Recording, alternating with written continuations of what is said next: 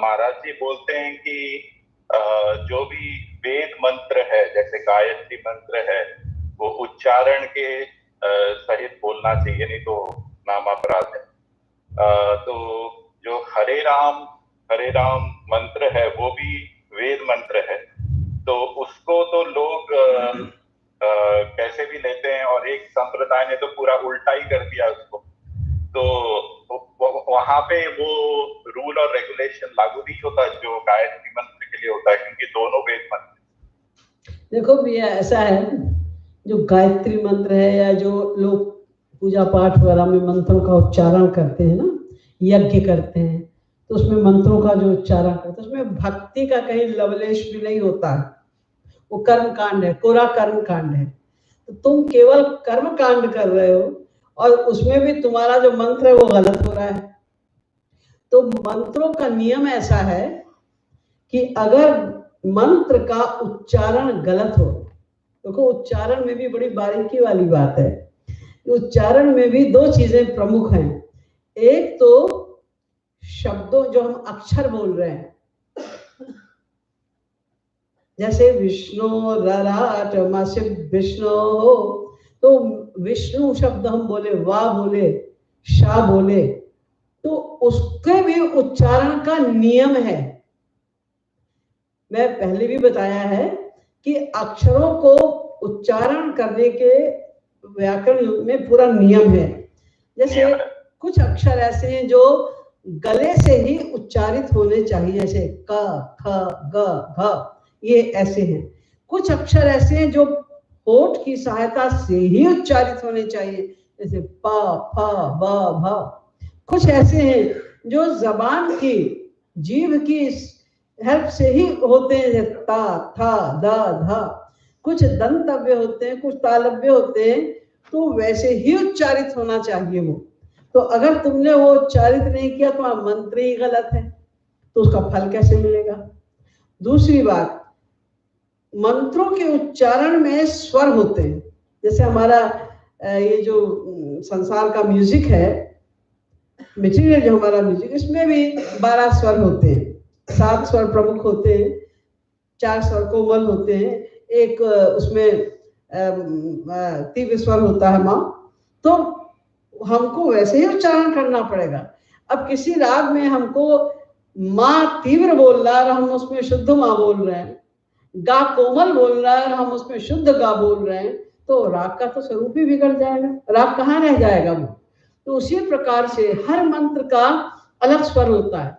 जैसे अभी हमने बोला ना, विष्णु ललाट मासिक विष्णु हो, शक्तेस्तु विष्णु हो, इसकी स्वर अलग है। सहस्र शीरखा पुरखा सहस्राक्षः सहस्रपात सभूमिग्वं सर्वतः स्मृत्वा यतिष्ठत् दशांगुलम्। ये सबके अलग अलग स्वर जो मैं बोल रही हूँ वो बिल्कुल शुद्ध नहीं है। इसमें भी गलती महाजी के अनुसार तो यदि महाजी ने सिखाया, लेकिन इसमें भी जाने कितनी गलतियां, क्योंकि वो बहुत कठिन है। बिल्कुल मंत्र का सही उच्चारण करना बहुत मुश्किल है, और जब मंत्र का उच्चारण ही सही नहीं हो रहा है तो पूजा सही कहाँ से होगी। तो उल्टा उसका हो जाता है। एक बार एक राक्षस बहुत बलवान हो गया, तो जबरदस्ती वो ऋषियों को पकड़ लाया और उसने कहा तुमको हमारे यहाँ यज्ञ करना पड़ेगा। तो यज्ञ में एक मंत्र होता है जिसको संपुट कहते हैं, यानी जो डिजायर है, जिस डिजायर से वो करा रहा है वो यज्ञ, तो उसको बोलना होता है बार बार। तो वो मंत्र था इंद्र शत्रु विवर्धस्व, यानी इंद्र के शत्रु यानी राक्षस लोग वो बढ़े और राक्षस और देवता लोग मरे। देवताओं से करा रहा ये यज्ञ कि देवता मरे और राक्षस बढ़े। अब वो इतना आतताई था, उनको करना पड़ा, परेशान हो गए। तो वो गए विष्णु जी के पास कि क्या करें हम। तो उन्होंने कहा कि तुम उसका एक स्वर बदल दो, इन लोगों को कोई स्वर का ज्ञान तो है नहीं, तो एक उदात्त स्वर था, उन्होंने उसको अनुदात्त कर दो बस। तो उन्होंने एक स्वर बदल दिया। तो जब पूरा यज्ञ समाप्त हुआ तो राक्षस मरने लगा जब, तो उसने कहा हमें नहीं मालूम था कि भगवान क्या भी इतना अन्याय होता है।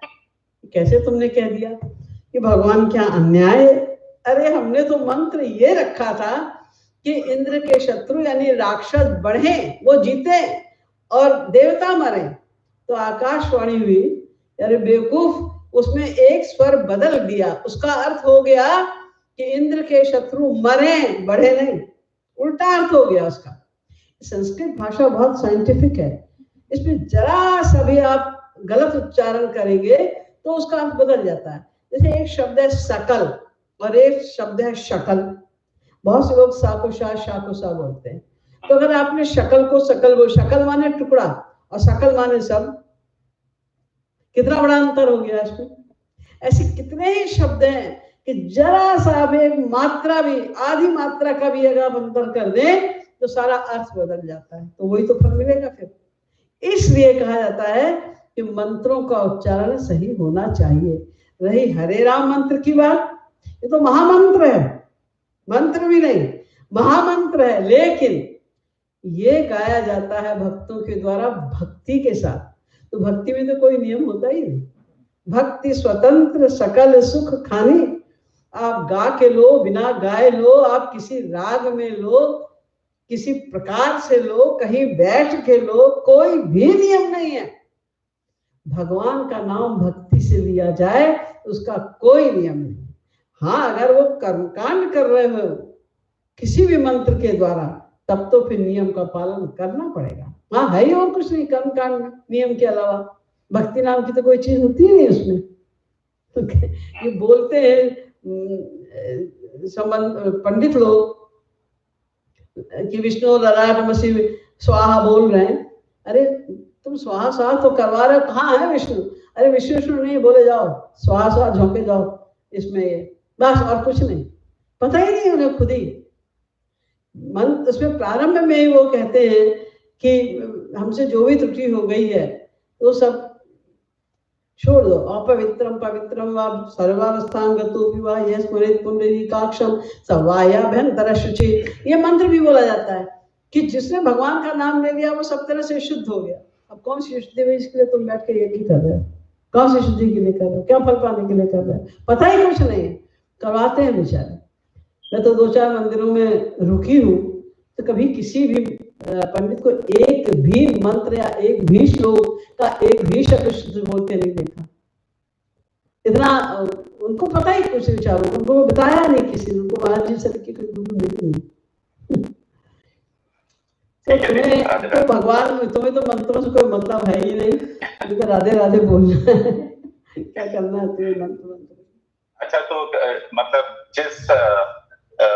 जिस जगह पर वो मंत्र यूज किया जा रहा है उसका महत्व है। अगर भक्ति जन्य मंत्र है तो फिर वो ठीक है। भक्ति के लिए तुम कुछ भी करो, भक्ति में जाने के लिए तुम कोई और भी मंत्र अगर भगवान को प्रसन्न करने के लिए कर रहे हो, फिर तुम्हारी कोई त्रुटि नहीं हो सकती। किसी चीज की कोई त्रुटि नहीं है, ना सामग्री की त्रुटि, ना स्थान की त्रुटि, ना समय की त्रुटि, कोई त्रुटि नहीं मानी जाएगी। और अगर तुम कर्मकांड कर रहे थे, सब त्रुटियां, देश काल नियम सब होंगे उसमें। ठीक है।